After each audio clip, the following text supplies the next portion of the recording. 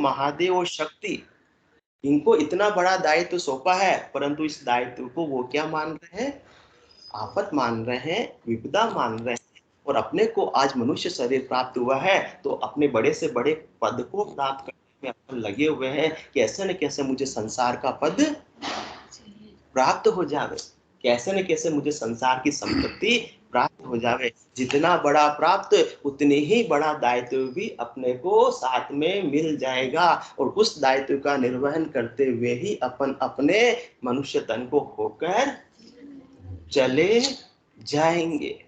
अपन समझते हैं कि परिवार का पालन पोषण है, जिस प्रकार से वो तो वैसी ही बात हो गई। बैलगाड़ी होती है, बैलगाड़ी बैलगाड़ी है, बैल चलाते हैं, और बैलगाड़ी के नीचे कौन चलता है? कुत्ता चलता है। तो कुत्ता सोचता है कि इस गाड़ी को तो मैं खींच रहा हूँ, इस गाड़ी का भार तो मैं वहन कर रहा हूँ। जैसे जैसे बैलगाड़ी चलती वैसे वैसे कुत्ता भी चलता, जैसे बैलगाड़ी रुक जाती कुत्ता भी उसके नीचे रुक जाता। परंतु कुत्ते को भ्रम है, वो भ्रमणा में जी रहा है, इल्यूजन में जी रहा है, कल्पना में जी रहा है, मिथ्या में जी रहा है कि बैलगाड़ी को तो मैं चला रहा हूँ, जबकि चला कौन रहा है? वो कुत्ता नहीं चला रहा है। ऐसे ही स्थिति अपनी हो रही है कि परिवार का पालन मैं कर रहा हूँ, मैं नहीं हूँ तो क्या हो गए, मैं भक्ति में लग जाऊं तो पीछे से परिवार का ध्यान। ग्रह का दुख व्यापे नहीं, जो राखे हरि विश्वास, राम चरण ले आप सिर, दाते भुगते त्रास। अपन समझ रहे हैं कि सारा भार अपने ही कंधों पर है, सारा भार तो परमात्मा ने उठा रखा है। तो इस भार से मुक्त होकर, कौन से? गिद्धता के भार से, अहंकार के भाव से, अधिकार के भार से यदि अपन मुक्त होकर सृष्टिकर्ता परमात्मा के नाम का सुमरण करते हैं तो इसी देह के द्वारा परम पद की प्राप्ति हो सकती है, की जा सकती है। इसलिए वो फरमा रहे, तीन लोक की फांस गड़ा में, बंदगी बने न काई, ऊपत खपत करो प्रतिपाला, या विपदा ब्रह्म लगाई। हमको तो सृष्टिकर्ता परमात्मा ने ऐसा काम सौंपा हुआ है, तुमको कौन सा काम सौंपा हुआ है? तुमको तो ऐसी कोई जिम्मेदारी नहीं दी है। तुमको तो एक ही काम सौंपा हुआ है कि भरत खंड में नरदेही पाई बड़े दिसावर आया, सतगुरु सहा मिल्या सौदा कर, विनज करो मन भाया, एणी दिसावर सब संताया, आ मानव देही पाई, सतगुरु हाट राम धन बिणजा, देखो सफल कमाए। तो जो जिसका काम है परमात्मा ने सौंपा है वही काम उनको करने दो, और अपने को जो काम सौंपा है वही काम अपन कर ले। तो परमात्मा राजी होंगे तभी, नहीं तो परमात्मा के ऑर्डर के क्या हो जाएंगे? खूनी हो जाएंगे, दोषी हो जाएंगे। संसार के अंदर भी राज का ऑर्डर नहीं मानते हैं तो बदले में सजा प्राप्त होती है। तो ये परमात्मा के ऑर्डर की अवहेलना हुई तो ऐसी भारी सजा प्राप्त होगी कि जिसको आत्मा जन्मों जन्मों तक भुगतती रहेगी। तो आज ये सदा सदा के लिए जन्मों जन्मों के कर्मों को तो उल्टा नाश करने का, समाप्त करने का समय है। जन्म जन्म का खाता चूके होय राम सनेही, रामदास सतगुरु के शरणे जन्म सब कर ले रे। तो ये मनुष्य देह को सफल करने का सृष्टिकर्ता परमात्मा ने अपने को सुनहरा अवसर दिया है। अपने को कोई भी बड़ा पद नहीं दिया, मतलब बड़ा पद का मतलब बड़ी जिम्मेदारी नहीं दी है। सबसे अच्छी बात ये है, जितनी बड़ी जिम्मेदारी उतना ही बड़ा काम, जितना बड़ा काम उसमें समय को लगाना। ये तो अपन सामान्य सी बात है, सब जानते हैं। संसार के अंदर भी जितना बड़ा कार्य करते हैं उतनी बड़ी जिम्मेदारी प्राप्त हो जाती है, उतना ही समय अपने को स्वयं के लिए मिल पाता नहीं है। तो सृष्टिकर्ता परमात्मा ने अपने को तो बस एक ही काम दिया है, इस नर्तन को सफल करके परमात्मा पद की प्राप्ति करने का। इसके अलावा और कोई जिम्मेदारी अपने लगाई ही नहीं। बाकी किनको काम सौंप दिया? ब्रह्मा रचो गड़न को, विष्णु करण प्रतिपाल, शिव रचो सहार को, इंद्र वर्षण मेघमाल, पाप पुण्य का न्याव को, सिर जो है धर्मराज, और संत सिजा सुखराम के जीव उदाहरण काज। संतों को और पहले तो अपने को मेहर की कि हमको मिंका देकर ऐसे भरतखंड में भेज दिया। उसके बाद में किनको भेज दिया? संतों को भेज दिया नित्य अवतार के रूप में, ऐसे केवली भगवंतों को, कि जाओ जीवों को ऐसा केवल्य का ज्ञान बख्शिश करके, ऐसे निज नाम की जागृति करके और हमारे लोक में भेज दो। हंसपति सारी आत्माओं को यहाँ मृत्यु लोक में, यहाँ 3 लोकों में मत रखो, सबको निज घर की प्राप्ति करा दो। तो सब अपना अपना बिरद निभा रहे हैं। तो अपना क्या कर्तव्य? संतों के ज्ञान को सिरोधारी करके, उनके द्वारा बताए विधि से साधना करके केवल पद अन्य पद को प्राप्त करना। अपने को तो बस एक ही काम सौंपा है, इसके अलावा और कोई काम परमात्मा ने सौंपा ही नहीं। अपन तो आबेल मुझे मार, आबेल मुझे मार, ये पद मुझे चाहिए, वो पद मुझे चाहिए, इतना छोटा धंधा मेरे नहीं होना चाहिए, मुझे इतना बड़ा धंधा होना चाहिए। जितना बड़ा धंधा उतना ही बड़ा जिम्मेदारी, उतना ही बड़ा कार्य, उतनी ही बड़े भ्रम में अपन सब जी रहे हैं। और भ्रम के अंदर जीते जीते कभी भी मुक्ति होने वाली नहीं है। इन कारण भटकत फिरे 3 लोक के माही, आड़ा बादल भ्रम का सतगुरु सूझे नाई। सदगुरुदेव तो इतना खुला खुला निर्णय कर रहे हैं, व्याख्या कर रहे हैं, अपने को विचार करने के लिए कि सारे विकल्प अपने को उपलब्ध करा रहे हैं। तुम ये करना चाहो तो ये भी प्राप्त कर सकते हो मिंखा देखियो द्वारा, ये करना चाहो तो ये भी प्राप्त कर सकते हो। इतना अपने को सदगुरुदेव खोल खोल कर समझा रहे हैं। निर्णय किसको कहते हैं? निर्णय जो बात करते हैं, निर्णय किसको कहते हैं? निर्णय किसको कहते हैं? निर्णय की पता भी है अपने को? निर्णय किसको बोलते हैं? सतगुरु की बात। निर्णय किसको बोलते हैं? जब 2 या 2 से अधिक विकल्पों में से किसी एक विकल्प का चयन करना हो तो उसको क्या कहते हैं? निर्णय करना कहते हैं। जब कोई एक ही विकल्प हो, उसमें कोई निर्णय हो नहीं सकता कि आपको बस ये करना, ऑर्डर मिल गया तो फिर कोई नहीं। विकल्प मिनखा देखो प्राप्त हुआ है, इतना सारा सदगुरुदेव अपने को समझा रहे कि आप जैसा जैसा चाहो अपना भाग्य बना सकते हो, जैसा चाहे अपने पद की प्राप्ति कर सकते हो। शुभ कर्म कर स्वर्गा जावे, अशुभ किया 84, कह सुख राम भक्ति कर केवल परम धाम जन जासी। है ना? 2 विकल्प कम से कम यदि हो, उसमें से एक का चयन करना हो तो उसको क्या कहते हैं? निर्णय करना उसको कहते हैं। निर्णय बोलो, निर्णय बोलो, कुछ भी बोलो, उसको कहते हैं। बाकी एक में कुछ हो पाता नहीं है। तो परमात्मा ने अपने को कौन सी काया दी है? कार्जिक काया दी है, कार्णिक दी? कार्जिक काया दी है, स्वतंत्र काया दी है। उसमें बहुत सारे विकल्प अपने को उपलब्ध करवा दिए हैं कि मैंने तो तेरा अपराध भले ही लिख दिया हो, परंतु रंग भरने की अधिकार तो तुझे ही सौंपा है। मैं उस पर रंग नहीं भर रहा हूँ, रंग तो तुझे ही भरना है। तू अब इतने सारे विकल्प है, उससे कोई सर्वश्रेष्ठ विकल्प का चयन कर ले, मतलब उसका निर्णय कर ले कि तुझे कौन से गांव में जाना है, कौन से लक्ष्य को प्राप्त करना है, कौन सी तेरी मंजिल है। अनेक जन्मों से जो दूसरी मंजिलों को प्राप्त कर रहा था, तो तेरा आवागमन मिट गया क्या? तुझे सुख की प्राप्ति हो गई? नहीं हुई। तो इसका मतलब कुछ निर्णय में गलती थी, निर्णय में कमी थी, निर्णय में गड़बड़ थी। चाणक्य साहब ने सही बात बता दिया। यदि निर्णय में गड़बड़ नहीं होती तो आज अपन सब यहाँ होते ही नहीं। हाँ, शुभ कर्म तो अनेक जन्मों से कर रहे थे, परंतु कुछ न कुछ कमी जरूर थी। शुभ कर्म करना बुरा नहीं है, पाप कर्म से तो शुभ कर्म बहुत गुना अच्छा है, परंतु फिर भी आज अपना आवागमन नहीं मीठा, शाश्वत आनंद की प्राप्ति नहीं हुई। इसका थोड़ा सा विचार करें, क्यों नहीं हुई? इस जन्म में भी चाणक्य साहब जैसे शुभ कर्म तो किसी ने किए भी नहीं होंगे, अपन उनके सामने कुछ भी नहीं है, परंतु क्या आज भी ठहराव को प्राप्त हुए? आज भी विश्राम को प्राप्त हुए?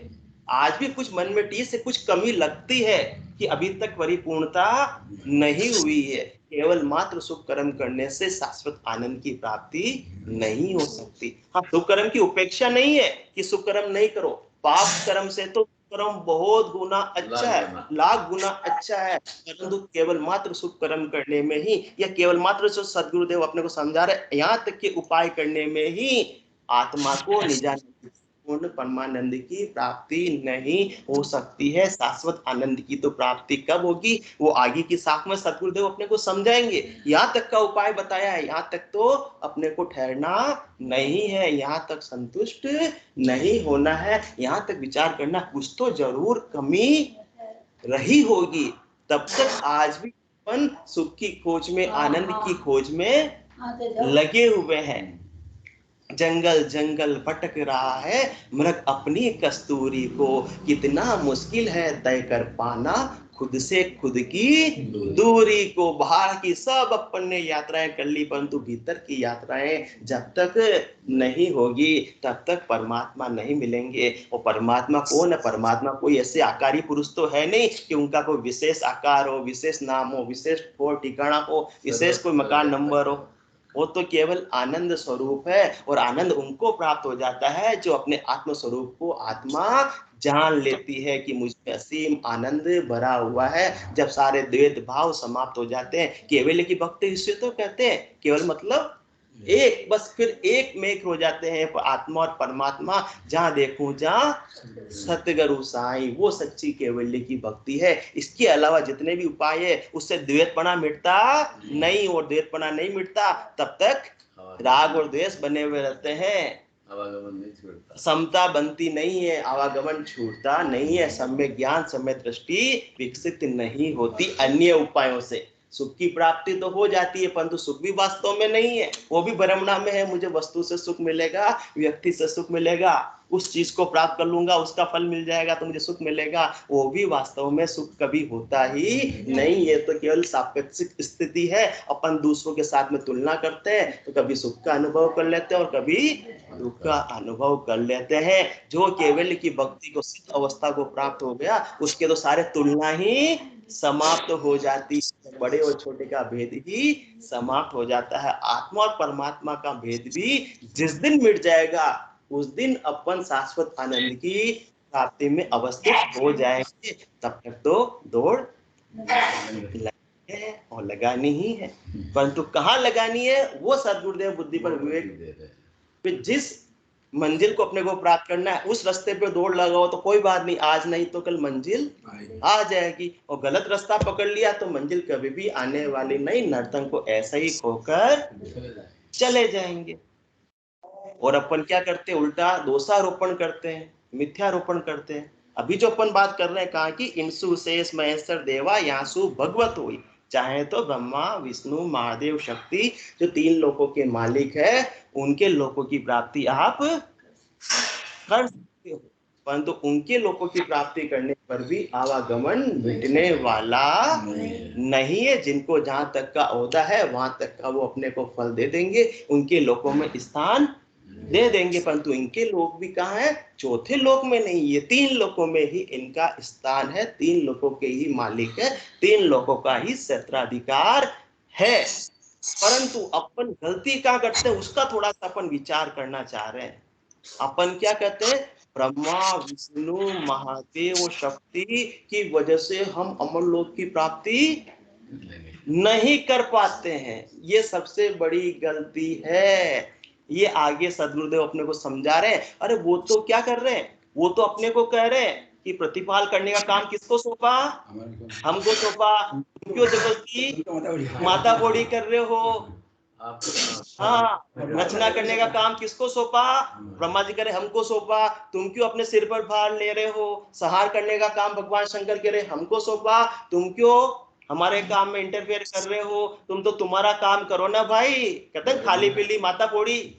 हाँ हाँ, इतने भरमना में जी रहे हैं, वो बुद्धि पर विवेक जागृत कर रहे हैं, ये काम हमको सौंपा तो हमको ही करने दो।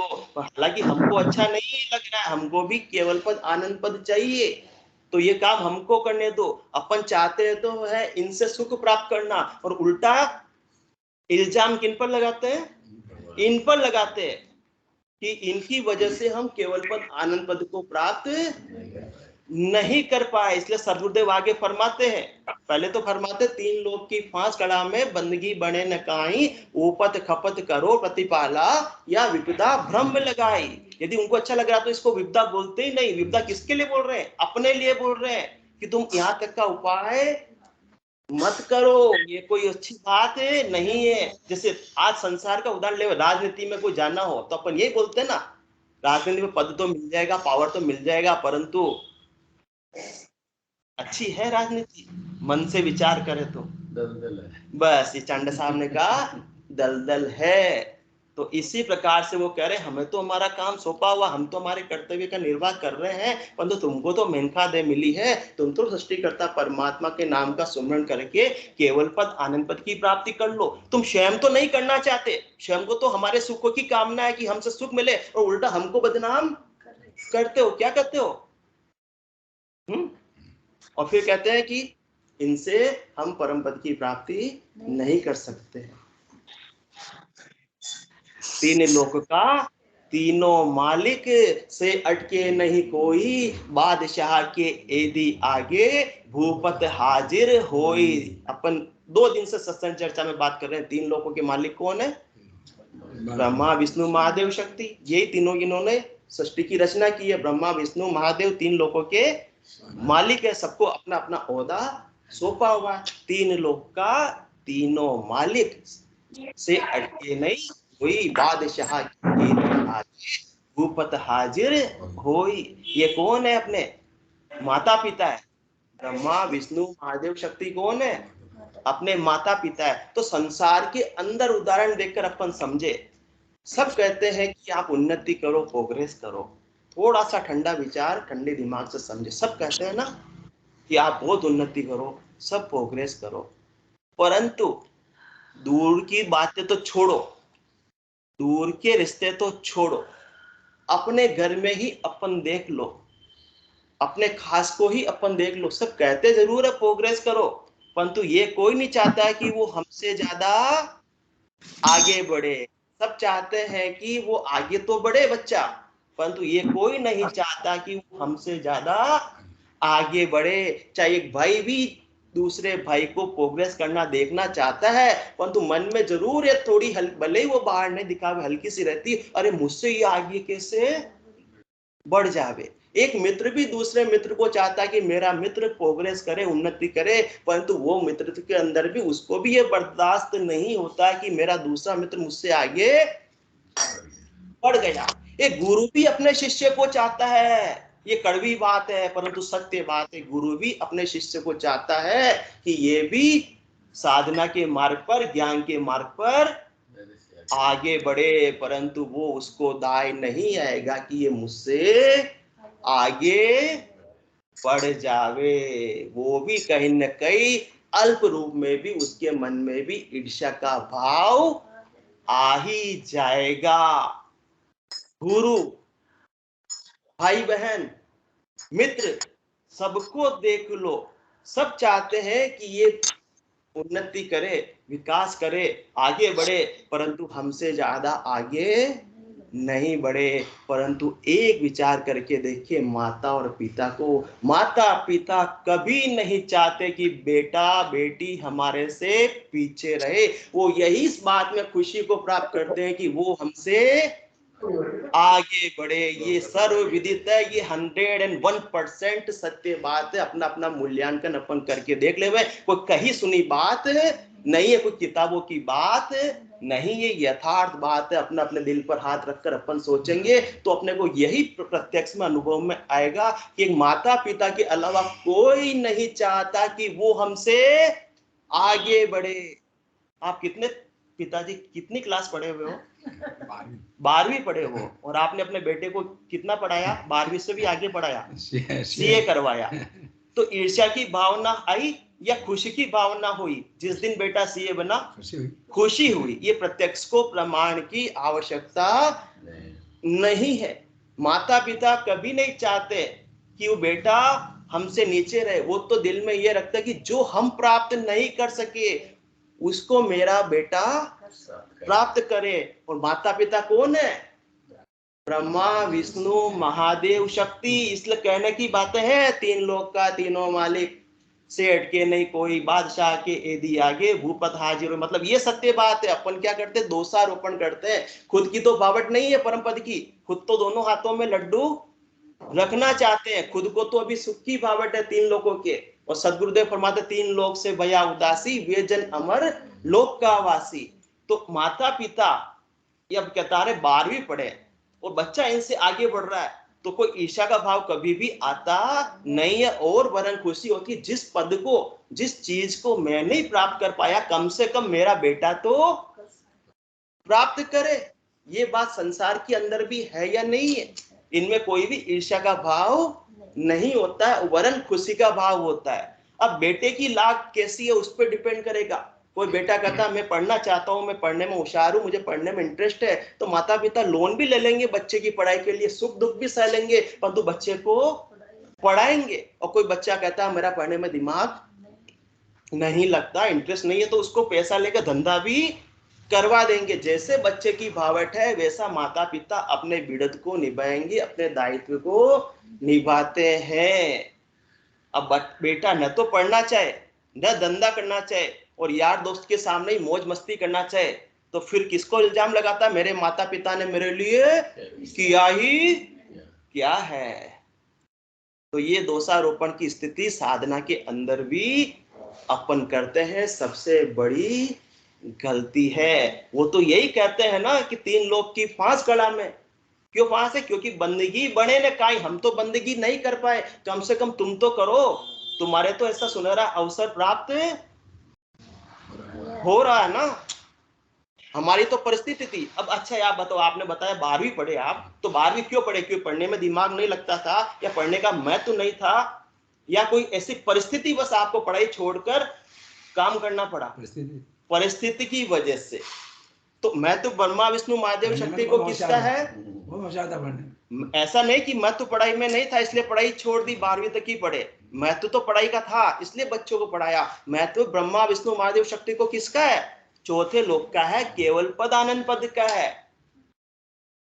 इसलिए वो चाहते हैं कि हमारे बच्चे भी ऐसे केवल्य की भक्ति करके जो पद हम नहीं प्राप्त कर पा रहे परिस्थितिवश, क्योंकि या विपदा ब्रह्म लगाई, सृष्टिकर्ता परमात्मा ने हमको ऐसा ऑर्डर सौंपा है। वो कार्यक्रम कुर्सी पे बैठे, जब तक हमको उसका निर्वाह तो करना ही। और इनकी आयु अवधि कितनी होती है? आहुबल के अंग में बताया सदगुरुदेव सुखराम जी महाराज ने, लाखों करोड़ों वर्ष की इनकी एक दिन तो होता है, अपना एक दिन होता है, और इनका लाखों वर्ष के अंदर तो एक दिन पूरा होता है। तो इतनी आयु अवधि तक हमको तो हमारा कर्तव्य निर्वाह करना है। तुमको तो ऐसा कोई भी बंधन नहीं है, ऐसा कोई भी दायित्व नहीं सौंपा है। हम तो तुम्हारा प्रोग्रेस, उन्नति, उत्थान ही देखना चाहते हैं।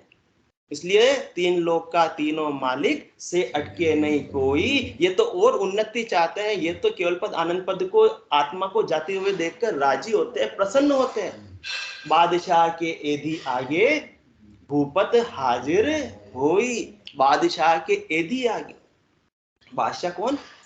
सृष्टिकर्ता परमात्मा आनंद ब्रह्म की यहाँ बात हो रही है, गुरुपद देश की बात हो रही है। सृष्टिकर्ता परमात्मा के 2 विभाग है, कर्ता पद और अकर्ता पद। तो सृष्टिकर्ता परमात्मा ने ही इनको रचना की, संसार बसाने का ओहदा दिया, ऑर्डर दिया। किनके द्वारा नित्य किए गए? ब्रह्मा विष्णु महादेव शक्ति, सृष्टिकर्ता परमात्मा के द्वारा। और जो नित्य अवतार के रूप में केवली भगवंत आए हैं, वो भी किनके ऑर्डर से आए? कहां से आए? सृष्टिकर्ता परमात्मा के पद से आए। उल्टा और बोले तो जम जालम की त्रास से हंसा करी पुकार, सुखिया साहेब आविया ले जन का अवतार। तो बादशाह के एधी कौन? बादशाह के प्रतिनिधि कौन? बादशाह के रूप कौन? बादशाह के अवतार कौन? ये ऐसे केवली भगवंत जो नित्य अवतार धारण करके जीवों का उद्धार करने के लिए आए। तो जो उनके ज्ञान को सिरोधारी करना तो ब्रह्मा विष्णु महादेव शक्ति भी चाहते हैं, और जो उनके ज्ञान को सिरोधारी जो नर्तन प्राप्त करके आत्मा करती है, तो उनके तो उत्तरोत्तर विकास में वो सहायक बनते हैं, कभी भी बाधक नहीं बनते हैं। बोलो राम सद्गुरु देव जी महाराज ने धन्य हो। परम दयाल सद्गुरु सुखराम जी महाराज ने धन्य हो। अनंत श्री सद्गुरु सुखराम जी महाराज के ज्ञान सत्स्वरूप भगवान ने धन्य हो। केवली भगवंता ने धन्य हो। जीवावतारण जहाज ने धन्य हो। मोक्ष के मालिका ने धन्य हो। अनंत कोटि संतान धन्य हो। राम सभा में राम।